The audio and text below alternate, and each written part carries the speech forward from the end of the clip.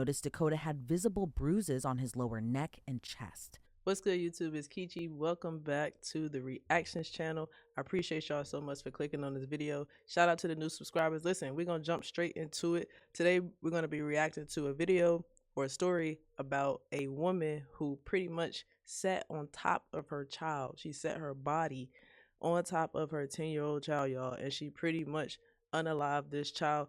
We're going to jump straight into it. This is a crazy story. Make sure you like, comment, and subscribe to the channel. Let's go. On April 25th, the Porter County Sheriff's Office responded to a call about an unresponsive 10-year-old lying outside in a driveway. Whoa. The young boy was identified as Dakota Stevens. Authorities tried to provide CPR to the young boy, but deputies noted he wasn't conscious, wasn't breathing, and had no pulse. Whoa. First responders also noticed Dakota had visible bruises on his lower neck and chest. The 10-year-old was rushed to a local hospital, but tragically never recovered from his injuries and died 2 days later. After an autopsy, officials determined his manner of death was homicide caused by severe swelling in the brain and being deprived of oxygen for an extended period of time. Wow. Dakota also suffered organ damage as well as bleeding in the liver and lungs. According to police, his foster mother, Jennifer Look at this mother. Look at her.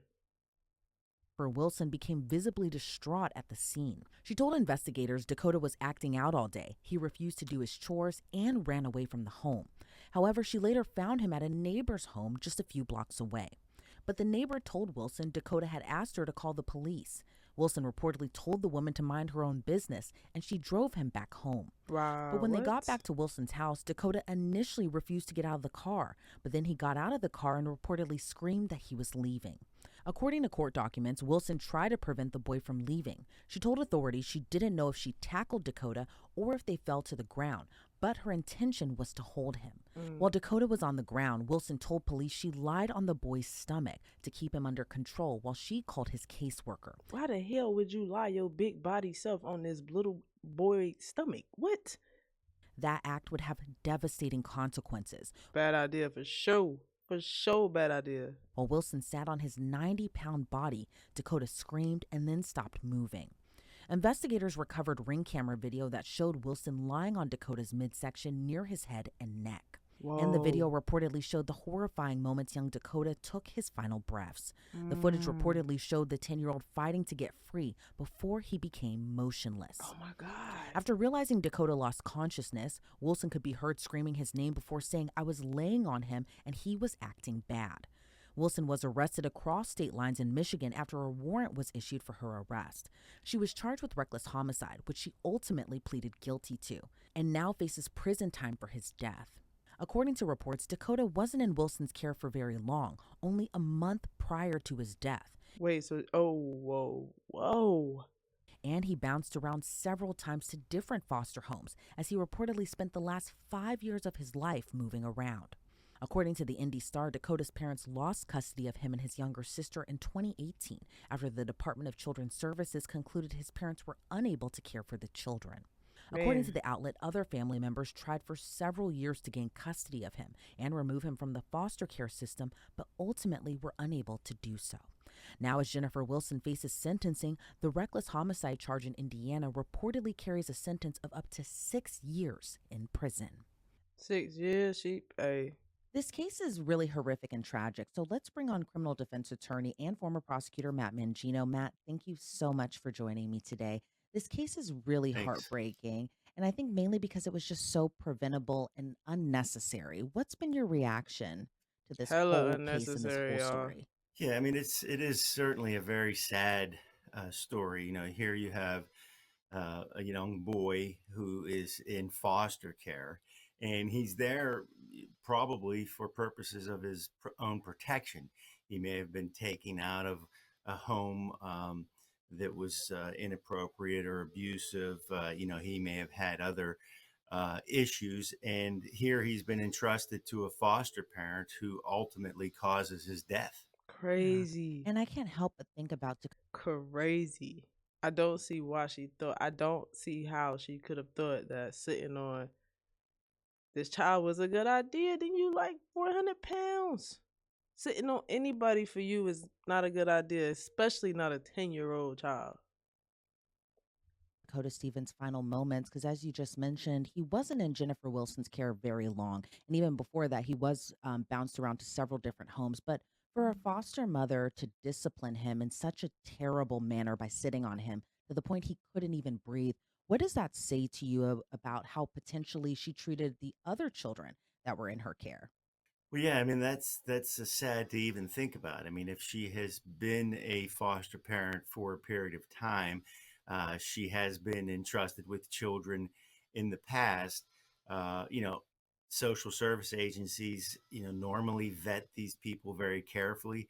Make sure that they have all of their clearances.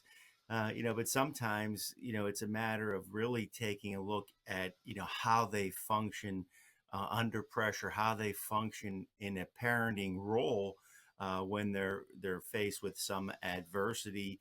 Whether it's in the process of disciplining a child or trying to correct a child, and oftentimes, Sorry, as a foster parent, you sign up to deal with, all different types of children.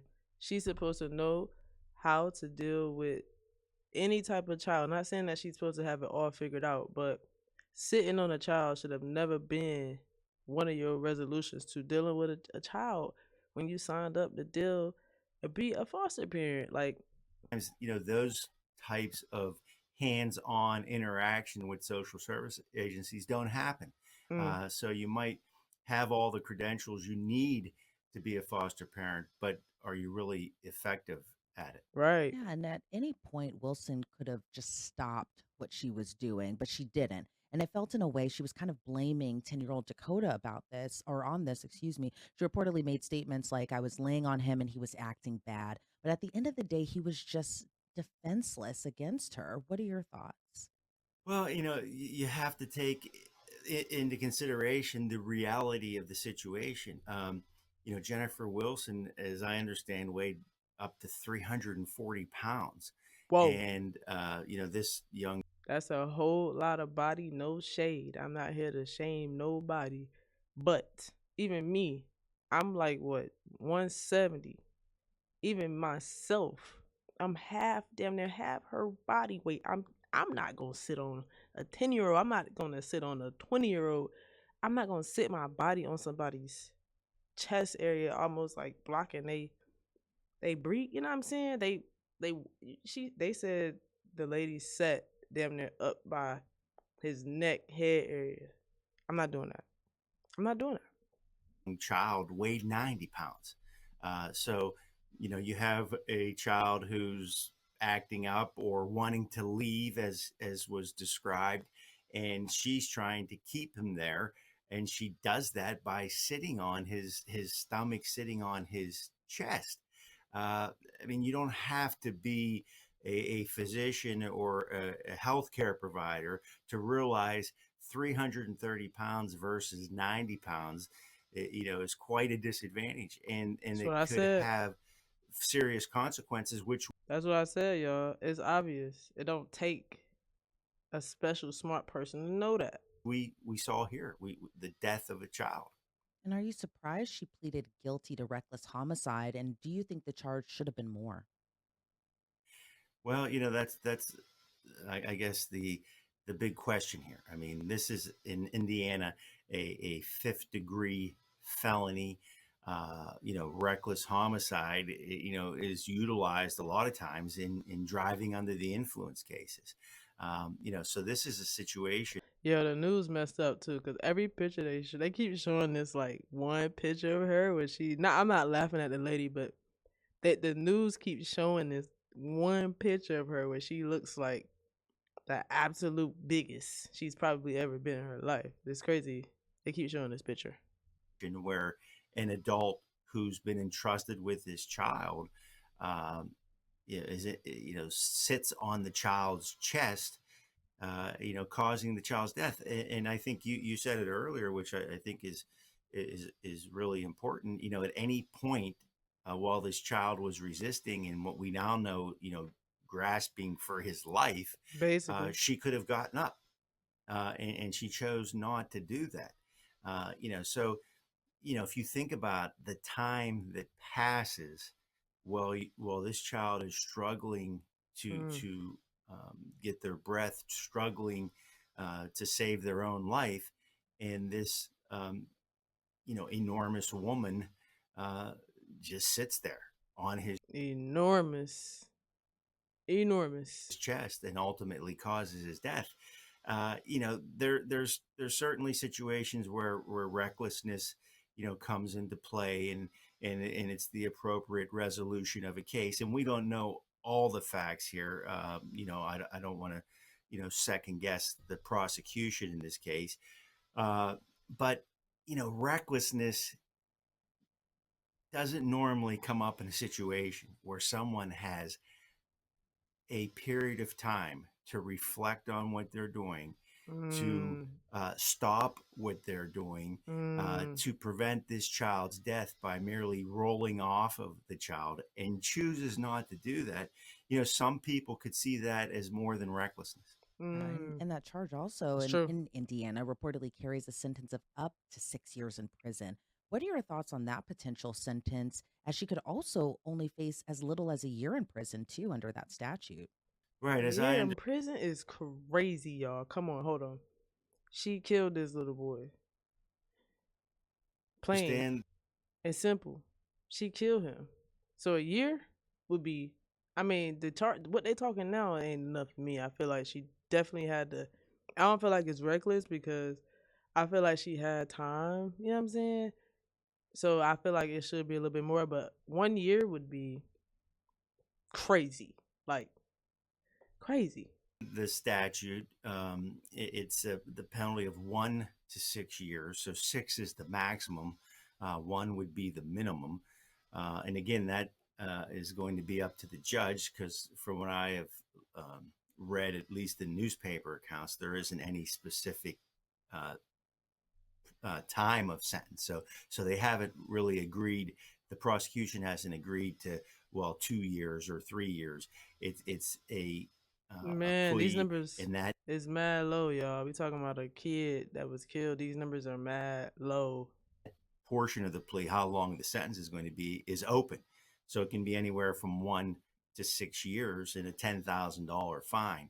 And that's going to be up to the court. So the defense is going to argue for the minimal sentence that could possibly be imposed. And I would assume the prosecution will argue for the max, and the judge will have to decide.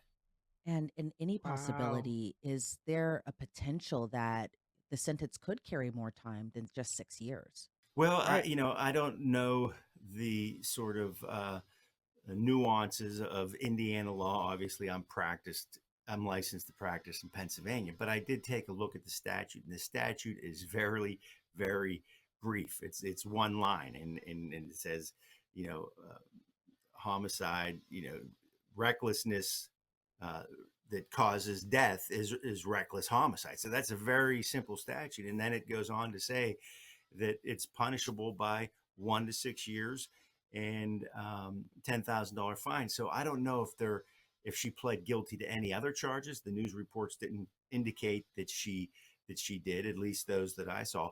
Now, let's say, for instance, she did enter a guilty plea to other charges as well. A judge could enhance her sentence by sentencing her consecutively on those Mm. charges. So one. Okay, y'all. So basically, he's saying they could get her on that the main charge, which is the reckless homicide, and then maybe tack some more charges on to give her more, because it sounds like the most she can get, y'all, for this reckless homicide is 6 years, and that's crazy to me because you killed somebody. Like, I mean, come on, minimum 10. Come on, it's a person that is not here, and it's a child, and you set your body on this child. You ain't run them in the car, boom, or some. You like made a choice to kill a child, so 6 years for me, y'all, it is extremely low. No lie. Sentence after the other. But I don't think that's the case here. I think this was a plea to reckless homicide, and that's the only charge that she's going to be sentenced on. And this story is especially heartbreaking because when we cover a lot of these cases that involve children, especially, and in this case, foster children, young children are just so vulnerable. Children in general are just so vulnerable. And Dakota reportedly did have that rough upbringing, been reported his family members even tried to get custody of him. And I'm sure he just wanted in his life a stable, safe, and loving place to grow up like all kids do. What are your thoughts on what his family members are feeling right now? Under the reports that we've been seeing, he was removed from his biological parents' home mainly due to drug abuse and that sort of thing. But still, I imagine that they thought he would be safe wherever he goes next. But to just lose him in just such a horrific way like that, where he was supposed to be safe, what are your thoughts on just how his family members are feeling right now? Well, that's heartbreaking, I'm sure. So you have parents who have some um, problem, whether it's a drug problem or whatever that issue is. Uh, Obviously, when you're in the throes of an addiction, you do things that maybe you normally wouldn't do if you weren't. Being a drug addict does not mean that you don't love your children. And in this situation, because of their inabilities, because of this addiction, their child's taken away from them. And certainly, as you said, they expect that their child is going to be cared for, and that maybe they're going to have an opportunity to get their life settled and to reunite with their child. And I'm sure that's always a hope of any parent. And here, those hopes have been dashed uh, when this child is in a situation where he was put with a foster parent who was supposed to look out for him, take. They gotta fire her up, y'all. They got to fry her ass up. I'm sorry. 6 years just ain't gonna do it. They got to fry her up. Better care of him, protect him from the ills that he might have been exposed to because his parents were drug addicts. And as we see, this has been a terrible failure in that regard. Yeah, just incredibly heartbreaking. Matt, I want to thank you so much for your time today. But before we sign you off, is there anything else about this case you would like to add? No, it's truly sad, and we have a system in which children are supposed to be protected. They're supposed to be taken out of environments where they're at risk, and here, the complete opposite occurs, and that's truly sad. Well, Matt Sad, Mangino, man. again, thank you so much for your time today. I really appreciate it.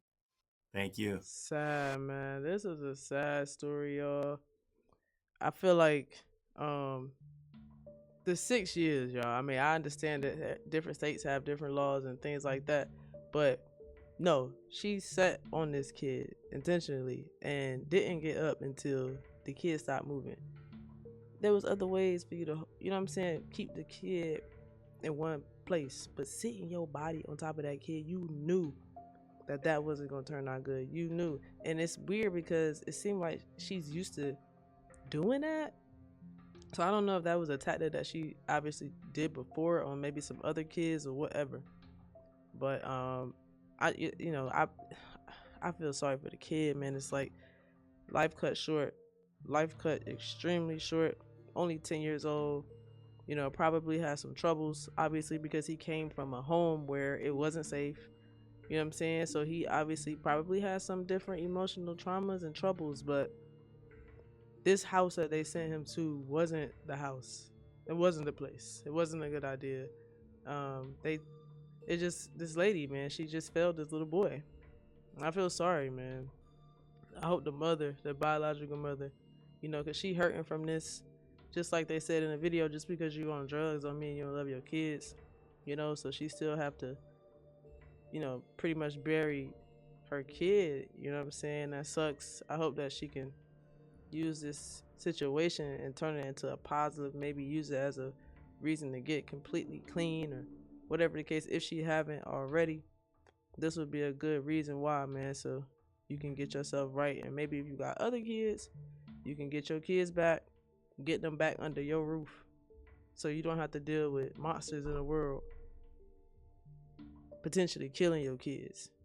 You know what I'm saying? So that's all I gotta say on it, y'all. This is a crazy story, man. But like I say, we got more of these stories coming. So make sure y'all like, comment, and subscribe to this channel. I love y'all, man. I appreciate y'all. It means a lot when I see the comments. Appreciate the views. Appreciate everybody just running it up and rolling it up. We gonna have fun, man. That's what we on this channel to do. We on this channel to have fun and discuss these crazy stories that we hear about, y'all. So, hey, if you with that type of content and you like that type of content, then go ahead and smash that subscribe button right now. Go ahead and like this video right now, man. Let's get this video to 20 likes. I'm not gonna ask so much. 20 likes on this video. Let's run it up. Like, comment, subscribe, and to the next video. We out.